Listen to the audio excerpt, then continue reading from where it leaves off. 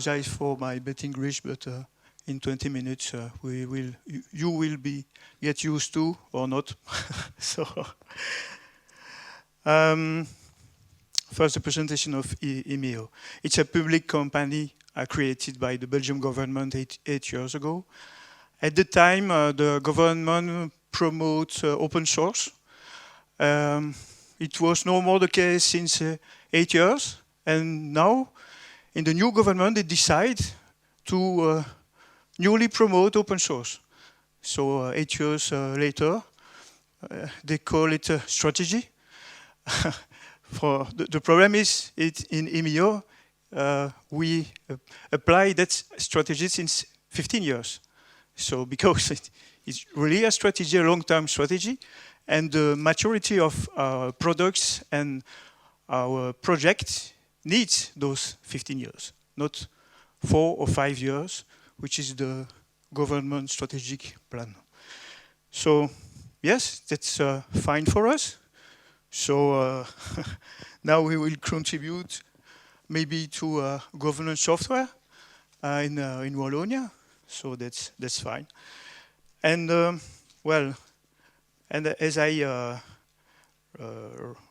wrote in the slides, the statutory mission is for iMio to promote and foster the mutualizing, so difficult to 15 years, I'm still not able to say it, of organizational solutions and of IT products and services for the local authorities of Wallonia. So it's concrete stuff behind that, not just something written in the slide. We are, as I told, a public service, so we also are a kind of IT department of all the towns in South Belgium, and a central procurement agency. So we also do public tenders. We are not a private company, but we are working with Plone private company because we are outsourcing some resources, development resources towards those companies. And of course, we also develop software internally under free license since the beginning. So our main activity is to host software as a service application for, let's say, use case specific to towns, e-government, and some business which is linked to the law. So the law are very specific for each country. So it requires to provide a specific application for each country. It's very hard to share e-gov application among some countries. Of course, the European Commission are doing a great job there for standardizing all the processes between all member countries. So there is some opportunities to work also in this context. So mainly we provide collaborative horizontal applications, and of course they are tightly linked to the organization and the legislation. So 15 years afterwards, we can say that Plone was the best solution to adopt in this context, because of course there are frequent adjustments, because the laws are changing regularly, so you must adapt your application. And it's very tough for public services because they are really organized and must, of course, follow the legislation tightly. Of course, there is the issue of interoperability is very important in that context. And so some figures about iMio. I know it's very impressive, but the most impressive thing is really the 300 members there are mostly using Plone somewhere. And we are deeply inside the business of this organization. That's not simply a website, presentation of a website with some contents toward the external. No, it's really a business logic inside. All the processes of the governance of the cities are managed with our applications, and the sensitive use case like urbanism management and so on. So that represents 12 packaged applications, really packaged. There's not one package for one town, that's one package for all the towns. So cities of 200,000 inhabitants and cities with 2,000 inhabitants use the same package. And of course, thanks to Plone, we can cope with that kind of different use case. 7 of these applications are written in Plone, 1 in Django and 1 in Odoo. So the strategy is to stay Pythonic. For the teams that better, we have 15 developers. So I try to keep a layer between developers for communication, library, and so on. A basic layer in the same language. So I don't want to have .NET or Java developers with several teams who will have some communication problems and perhaps some religions problem. So for now, 700 instances running. That's quite a bunch. So partly industrialization with Jenkins, Puppet, and so on, and of course Docker or this kind of technology, of course, because I have only 2 person to manage the infrastructure of those 700 instances, and there is no local Plone in a town. All is in our, I think, 80 servers at OVH. 1,000 inscriptions per year for our workshops, because of course it's an agile project, so we must have clients at home. That's the workshops. That's really one of the key success of the project. Keep the clients at home. It's a little country, so it's easy to travel. It's very, very important for us because it gives also feedback from the client to the developer. And so it's linked to the process I explained sooner. 3,000 tickets for the support and development. There's quite a bunch also. So the problem for us is the 300 organization behind iMio. So it's very hard to manage support. It takes us many times, much times really. So that's why you are not yet, all our products are still in Plone 4. Moving to Plone 5 is not so easy for us because there is a legacy, because it's, as I said, a complex, very complex applications, and let's say more than half of our resources are used for the support and for functionalities imposed by the legislations. So now for smart cities. Yes, I put smart in brackets because I don't think cities are very smart. Of course, we are inside the system, so we do real politics. It lacks also the mention to politics here, because citizen projects are politic projects. So it's an issue to manage also this kind of project. Clearly here, the administration and the citizen have not always the same needs, and most of the time it's one versus the other, because the citizen want citizen-centric solution, and the administration want department smart application for each department, their department, of course. So the problem is, well, all of this is common sense. As I said, what we do is to create implementation with that common sense. So it's solution we can settle to solve those kind of problem. But really, in most administration, it is yet administrative-centric solution, even if in the political strategy, it's of course citizen-centric. The problem of the politic is also as its own priority is simply to be re-elected. So it's not always to have the citizen-centric solution and ensure and manage the change management of the city staff to go to the citizen-centric solution because it just don't know. So what we have to do is to act on the entire chain between the citizen and the administration.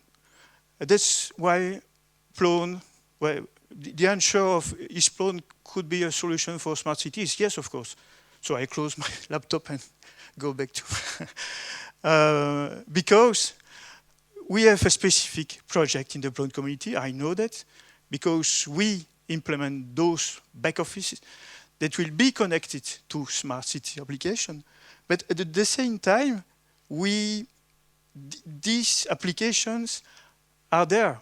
They are free, they are open source. The problem is in the Plone community, most companies are not really working hard with deeply, with public services, which is very difficult. When I worked with some Plone company now since 10 years or more, we were inside the system and we fetch those guys and explain them how it works in the public services. And that's really, it lacks really in most little companies. That's why mostly we have big companies that can answer to the needs of public services. Little companies are not prepared to that. Public tenders are complicated, legislation is complicated, and use cases are specific. So it's really a barrier to impede some companies, small companies, to enter public services. Most of the time, you have, like us, some people inside the system that choose the technology before and then search for resources to help them to ensure to the needs.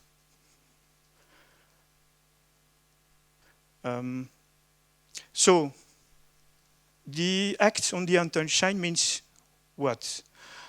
The link between the, I don't know, a smartphone application, whatever, and the back office, of course. Public services are not investing equally on the back office and smart city apps. It's really a problem because most of the time a new business appears, he sells to the politic a new application. Maybe the demo is really impressive. So he buys the application and the application just sends a mail to the administration.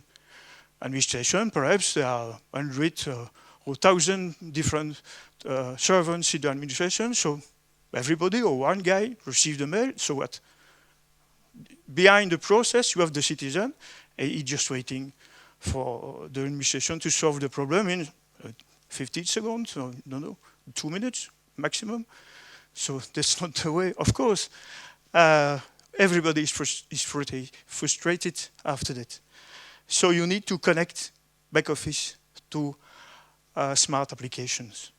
That's why we intend to do, and we are doing it, but of course with our strategy. So trigger internal workflow from the application, share authentication system also. I will provide a demo afterward. We use existing trustworthy data source to pre-fill data. So most of the time, the data is already inside the administration. It's no need to fill a form which at least are half of the data is no use. We already know that. Of course, in Belgium, we have some specificity, the ID card, and also there is now a new application that is working on smartphone to authentify with the federal system the user directly from the smartphone. So there is some clue that we can use share authentication between smart projects and the back office, the same system. And of course, allow user feedback. In most projects, it's not always possible for the citizen to provide data. Is the service valuable? Is it really interesting? And so it's not, even in the administration, the back offices has no possibility to have feedback from the employee. So we have to provide the best experience for both worlds, citizen, companies, private sector, and administration. So what is interesting with, let's say, IT department like iMio is that we keep control on all the process.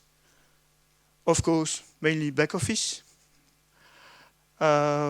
less control from the smart environments that are running on a smartphone, of course. Donc what we have afraid is to have a layer between the citizen and the administration.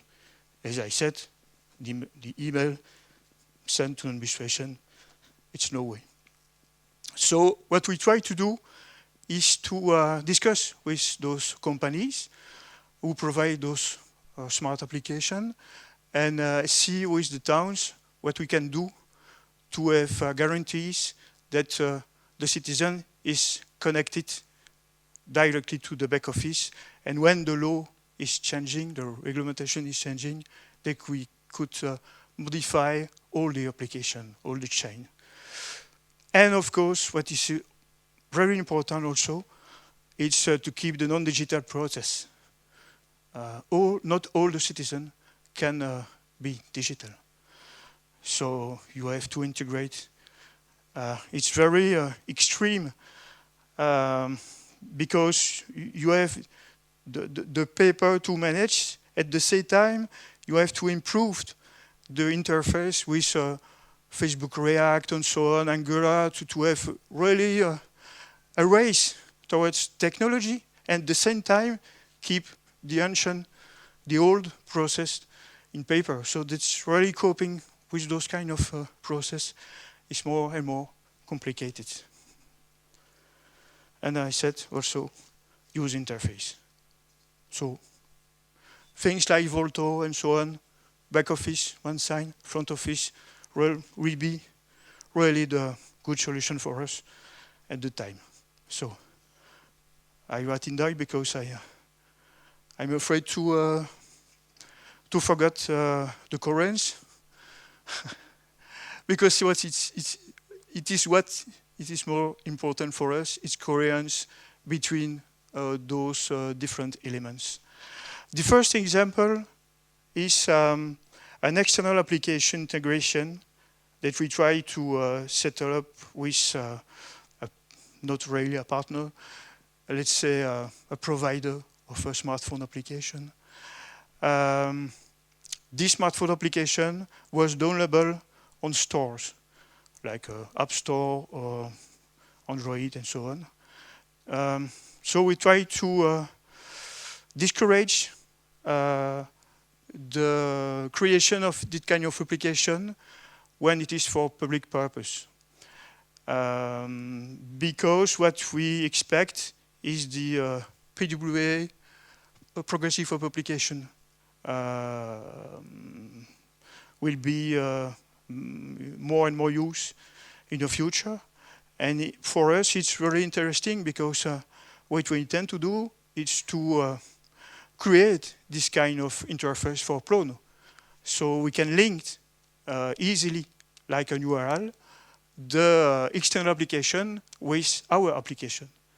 So the strategy behind that is to keep the data in our application.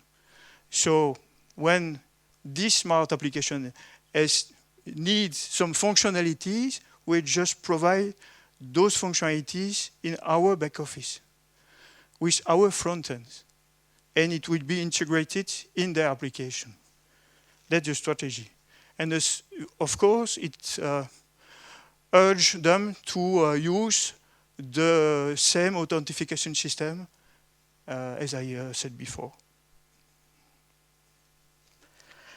The second example is the website. So the website is really of a town is not monolithic anymore. It's really a productive tool, and we decline this kind of product in some business cases. And of course, behind that, ensure metadata consistency. So we provide specific subsite for city archival collection, for example, all the postal card and so on, to all those processes in the libraries of the cities. And we really create specific flavor with the particular use case. So in that case, facet navigation, which is really a highly used tool in our application, is very interesting, of course. Second flavor is the major city project management. The example is the city of Liège. And this website allow the citizen to propose their project to the town. And so behind the system, there is, of course, a workflow for filtering the project provided by the citizens. And afterwards, when the city chose the right project, there is a possibility to vote for the citizen and choose the right project he prefer. And then afterwards, those projects will be integrated in the strategy of the town. So it's very democratic process. And well, behind that, open source and so on, with the control and this philosophy, is very compatible with that kind of view. In the same way, which is really interesting, because we have, I think, 180 websites or more. Olivier? We do, sleeping. 100, at least 180 cities using our website. Of course, it's interesting to have the same metadata between towns. Afterwards, when you provide open data information, you can gather with geolocalization and so on, all the same metadata for the region, with thematic between different cities. So this is really a good strategy, but as I said, we have use case specific for that. 180 websites. We can afford this kind of effort. And so now the directory management, use event, and so on require also several workflows, specific roles, and so on, because in cities you have many different sub-organizations. They provide information for the site web, contact management, and so on. So it's really a business project now, the website. And so this it's always a facet navigation to find the metadata information with the geolocal information. It's really powerful for the citizen. The third example is the central authentication service, OpenID Connect. I will show a little demo about it. We use OpenID Connect plugin. So the idea behind that, of course, is to connect all the application, Plone application and third-party application to the same authentication service. So we are not using the Plone login and redirect systematically with this portal. And we have two different portals, citizen-oriented and internal users. Why? Because internal users in the cities have not exactly the same login than the citizen. Most of them use the email mydepartment@mytown.be, so not their own email. So it's not possible to have a unique key. So we have provided two different portals, citizen and city servants. The second problem is that we have to connect with some other system like Active Directory to synchronize our portal with local system. And of course, it provides first to provide the organization when we log to the tool. Don't forget, we have all on the cloud. And so when somebody connects, he must first indicate his organization. And afterwards, the login. Because otherwise, we have to scan all the Active Directories of the towns, which could be long. And we have also, behind it, a role management for this access. The role management of the CAS is to have basic role for each town. The name of the town, Liège, for example, the application, SmartWeb is our site website package, and then two roles, perhaps three, but mainly two roles, the Plone admin and a user role, simply. The other roles are really specific to the business, are managed in Plone. So, try to the demo, which is easy. Oops. So what we are going here is to connect to the website of Liège. Just put the login.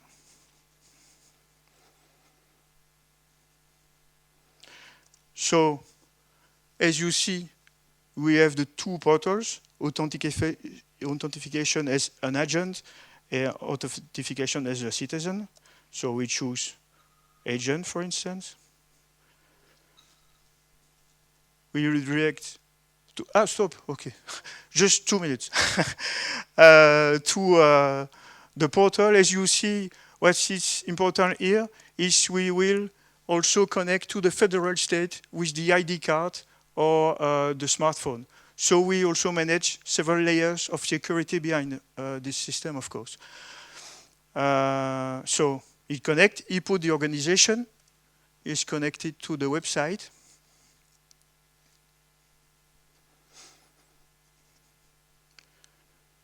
Session is open, is the website.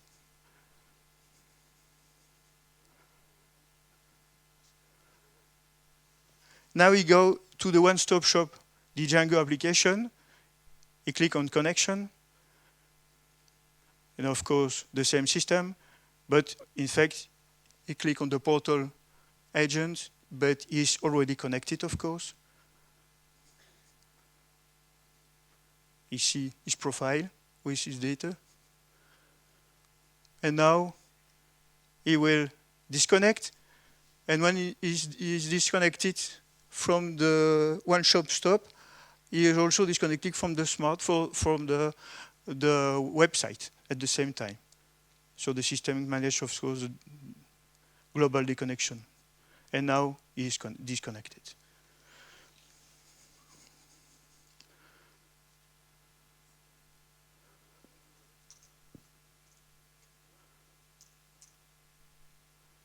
Okay.